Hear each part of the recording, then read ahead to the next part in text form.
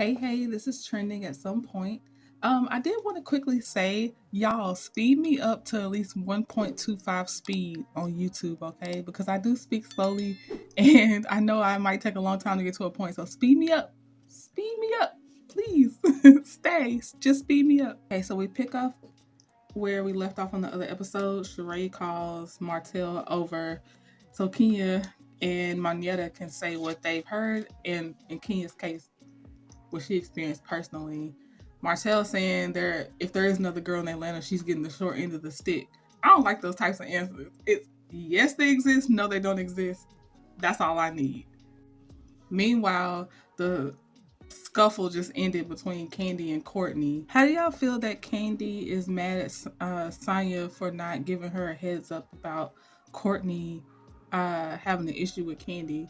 I think Sonya had a lot going on with planning that party, especially with $100,000 budget, that she probably had good intentions to tell Candy. It really honestly could have slipped her mind. It might have not been in the priority list for her, but I don't think it was any bad intentions on Sonya's part. I think she really just forgot. So Sonya goes and gets Manetta and Sheree and Kenya to tell them that Candy was about to get into it with Courtney. And then when they go over there, Don Juan's reenacting the scene on how it went, and he called her Candiana. I didn't know this was one of Candy's alter ego names. Had y'all already heard that name before? It's my first time. Marlo says, "How am I the only one behaving? Therapy works, y'all. I'm telling you, seek it." I hope it's honestly working, Marlo, because you have not made me mad yet so far, I believe. But I just know you be with the mess, so I'm like on guard. So Sheree brings Courtney back over to the group where Candy, Don Juan, Kenya, and all them are. And Sheree's like, "What's going on?" And Kenya starts to kind of describe it, and Candy's like, "Let's not relive it right now." And then Sanya tries to come in with her outfit change to lighten the mood. Sheree says she doesn't want part of the story when it comes to Martel and the women in Atlanta. And well, she does. Yeah, Kenya has told her part too. So she's like, "I don't want to know part of the story. I want all the receipts." I have a screenshot for y'all too. Why does Martel in this shot look so devious and just his real spirit just seemed to be coming out at this moment? He does not look like a good person right here. And I know it's probably biased because we already really know his backstory, but he just looks evil right here. Sonya gets up and leaves before they start talking about the receipts on Martel because she's like, "This is, my husband's birthday. I can't do this," which is fair. You kind of got to let them do it because this is like a production event, but it's really honestly for your husband's birthday and you don't want to be in the mess. I get that. So Martel comes over when Sheree's looking at, I think, Kenya's phone first. And he's like, "Well, go to everybody's messages. I bet she accepts everybody's messages." Okay, did you send a message or not? And when you sent the message, which we know you did send it because that's why Candy was able to hit accept, what did you send in those messages?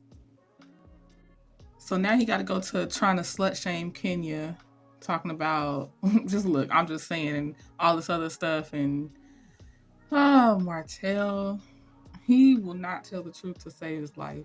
So then they ask him, "Are you denying that you sent her the message?" And he said, "Yeah, I'm denying it." And then Candy's like, "Pull it up." Then Martel pull out his phone talking about, "Oh yeah, I did send the message." Y'all, for this one, I'm watching it as I go again. So my reactions are in real time. So now I'm like, oh, I'm all over the place. So the one he pulls up is he sent a message to Kenya 2 years ago in 2020. Well, 2 years ago for them, 2020. Okay, thank you, Candy, for bringing it full circle. Yes. Again, they had to actually hit the accept button in person on Kenya's phone. So she didn't touch it. She didn't tamper with anything. I do believe he sent her more than those messages. Martel will try up to a certain point. And if y'all don't know, I am definitely from the Love and Marriage Huntsville crowd, where I'm watching him on there as well. Now, of course, I've always been with Real Housewives of Atlanta. I'm just saying I'm well versed in Martella Lee's over there in Love and Marriage Huntsville. And this man is lying. I don't know the specific lie. I can just tell you he's lying. I keep catching every ugly face this man makes, y'all. But he says, "I don't care if I was trying to F you 2 years ago. Why are you doing all that? Like, even if you did try to shoot your shot, and that's it. Just own that. It wouldn't be that big. It'd just be like, Sheree wasn't gonna care. She was gonna stand beside him either way. So it's weird with all this energy, this extra energy. But I want y'all to know that is how he always does women. He don't have that energy for men, but he will have it for women. Ooh wee. And Kenya's saying, Sheree, that's the same behavior as Bob. And they go to the flashback, and I remember watching that, and I felt so bad for Sheree when he was like, "Have I ever choked you?" And she said, "Yeah," and he was like, "Could you still breathe?" What kind of sick mess is that? Can you tell Sheree that, yeah, Martel's talking to me like that today, but that means he's eventually going to speak to you like that, and that's a fair point. Martel's in the vehicle with Sheree, and he's basically saying what he said he meant. Um, and it's weird because the timeline of me watching this, he said something about, if they want me to respect them, they got to respect me. If they're queens, I'm a king. And I'm like, because, for my Love and Marriage Huntsville crowd, we know Melody just said, I wish I had kids by a man and not a queen. So that was ironic to see this part. Okay, y'all. I told y'all I was watching this in real time. So I got a little emotional with Drew's scene when they, they showed her singing to her dad and he remembered her from that. That's really touching. Oh, God. So I'm gonna have to just show some screenshots and keep going on the scene because even if there is something with her and Ralph, I can't even give it now because I'm like, I'm a daddy's girl, so seeing her with her dad, that's a lot. So sorry for the cry voice. Oh man. Okay, y'all. I'm getting myself together. My throat still hurts, but we will have to talk about at a later time this song that Drew did with Ralph and gave him producer credits. Wow. Oh, Drew. And yes, I do know that they already filed for divorce and Drew beat him by a few minutes from what I heard. Oh, man. Dang, it's hard to come back from the other thing, but y'all, this might be your first video you've heard me talk about it, so I just want you to know I think Ralph is sorry, just like I think Martel is a sorry dude. Okay, that's cute. Candy and Saya have gotten closer. Their families went to Disney together. I don't know if it's Disney World or Disneyland. I can never remember which is which, but they went together. I have the screenshot for y'all, but yeah, that's cute. So Saya's telling Candy that Ross is ready to be in the house with just them. And Saya's mom apparently told her she's actually wants to move to Florida. And then Saya kind of brushed off the part with her sister right now, and it's probably because of her sister's husband being Saya's assistant. They might be having some friction with that right now. Um, but Saya's like they haven't even scratched the surface on what they can do together as a family. And I understand what she's saying. She probably has a vision of like she's seeing all the ways that she has connections and how can she bring her family up. But if it doesn't feel good for all parties, it's probably not going to work. No matter how much you can see how it could work, it might not work for them. So Candy says Todd is wanting her to support him more with production on the movie they're working on together. Um, if this is the same movie that already had a rap party this year, she must have stepped up and helped him, I'm guessing.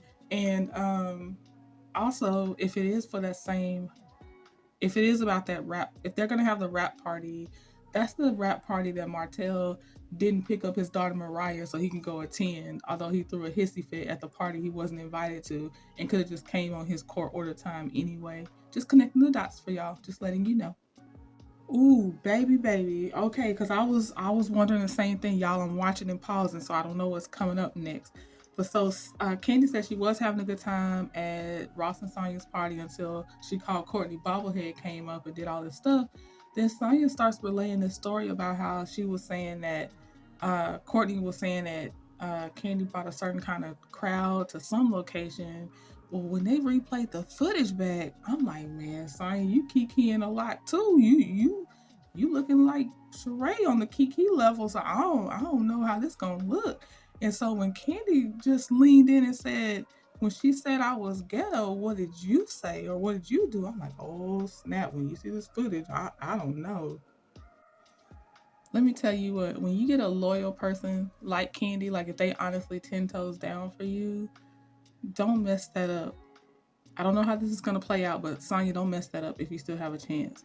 I know me, like if I was already in the moment, like we were laughing before you were speaking about somebody like that, I might have been laughing on the momentum, and then it's like, whoa, hold on now, like we got to talk about this because I need you to know I'm cool with this person.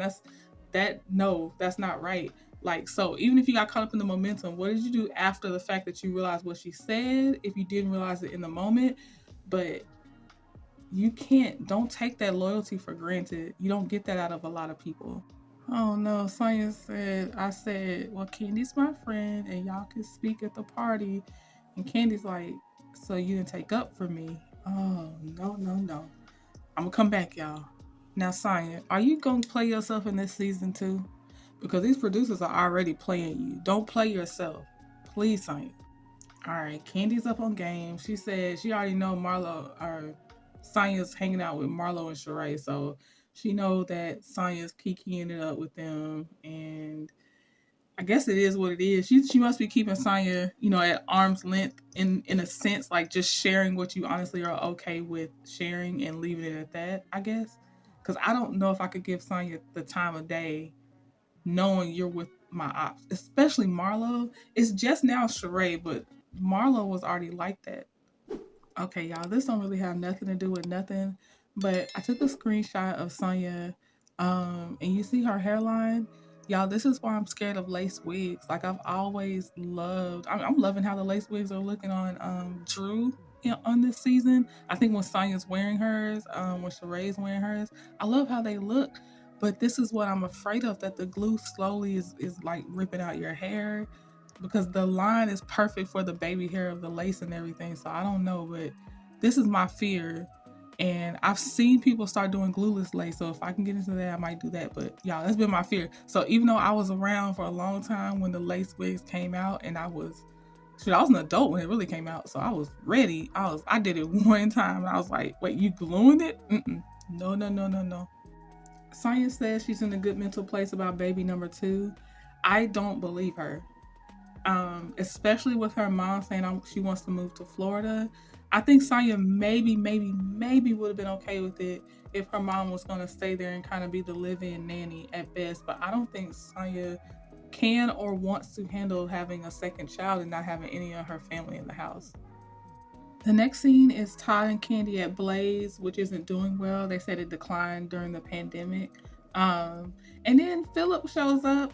If anybody watched Candy in the Game, y'all remember Philip. So that's kind of cool to see him. I hope he's kind of eased up a little bit, but they're going to do a little bit of a menu tasting, it looks like.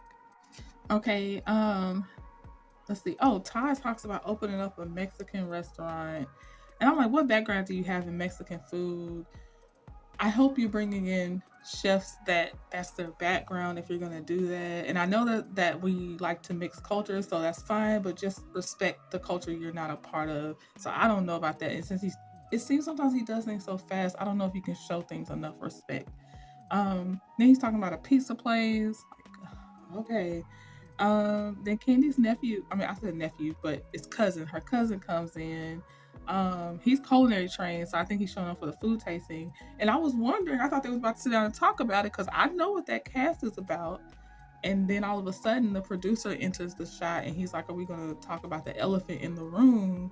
And Candy's like, I told you we weren't going to talk about that. Well, the edit, they're going to still put up them headlines though. So, got the screenshot of that for y'all. Okay, I'm wondering at the time of Candy's confessional,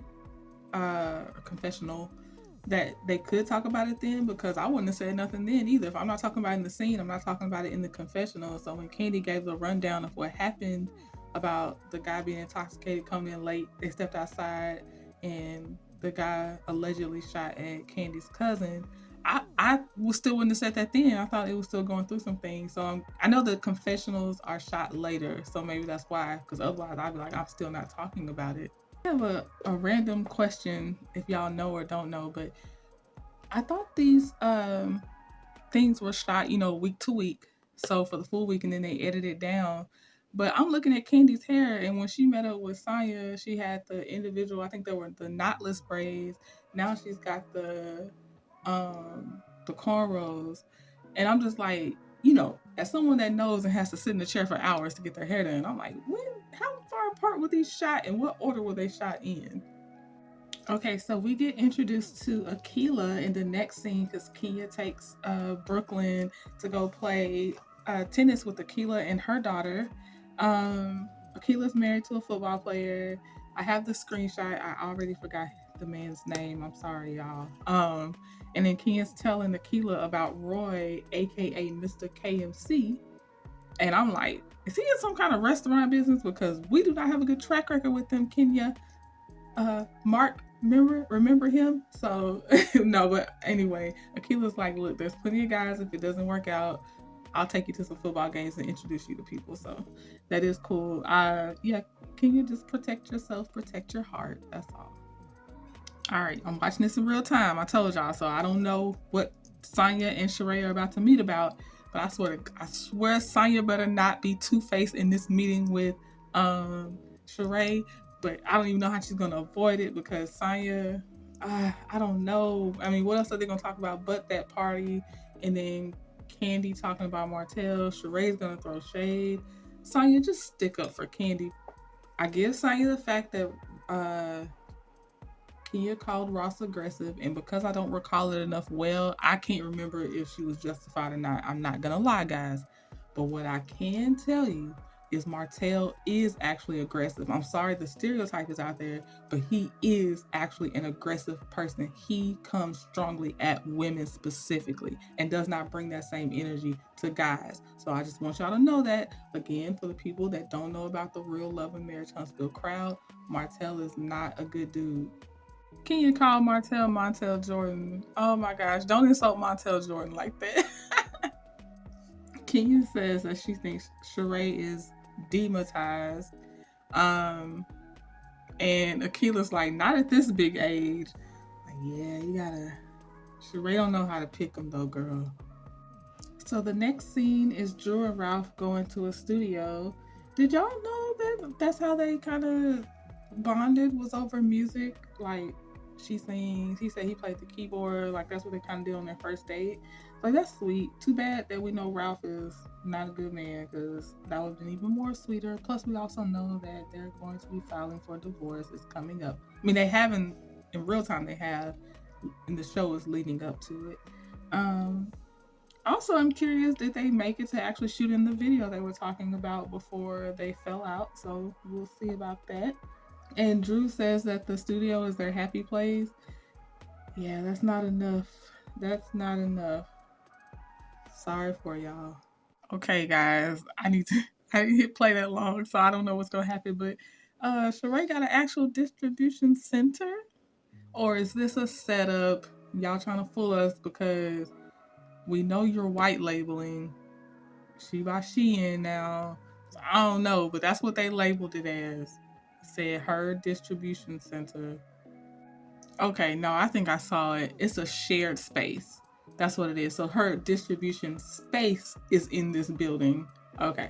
I'm nosy, so I did get that screenshot of the woman saying how many orders they need to ship for Sheree. So I got it, y'all. I screenshot it. Now, Sheree, stop it. She's talking about, first of all, they look wrinkled. Why are they wrinkled? You already knew this. You trying to answer to the when people was asking that in your actual photo shoot. You had a photo shoot with them, those close wrinkles. So don't do this, Sheree. They said they would love to steam it first. And Sheree's like, is that an extra charge? And they said, of course. Yes, Sheree. I'm surprised you even have a service period. I'm not gonna lie, ladies, please get your money. Okay, they do a little replay of when Sheree's reliving the fact that her website crashed. And look at that, y'all. Kempire made it to Bravo. Like they actually featured him, so that means they had to have given him his credit. But yeah, they put Kempire on there. And then I don't know this next blogger. I'm gonna screenshot her though so that y'all can see her and maybe you can tell me who she is. Okay, Kenya enters and she talks about she had the DirecTV commercial. Then she talks about Roy, her new dude, and then it segues into talking about Martel and the whole party thing in the DM. Kenya said she watched Love and Marriage Huntsville and she saw how basically he's done Melody Sheree said Martel felt like he was ambushed. Kenya says she doesn't know him and she doesn't want to get to know him.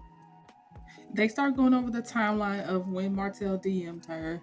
What I will say is Martel was wrong no matter what, because if Kenya was complimenting him on the reunion, that's when he and Sheree were becoming some sort of item, PR item, whatever. So he still did it in the appropriate time frame.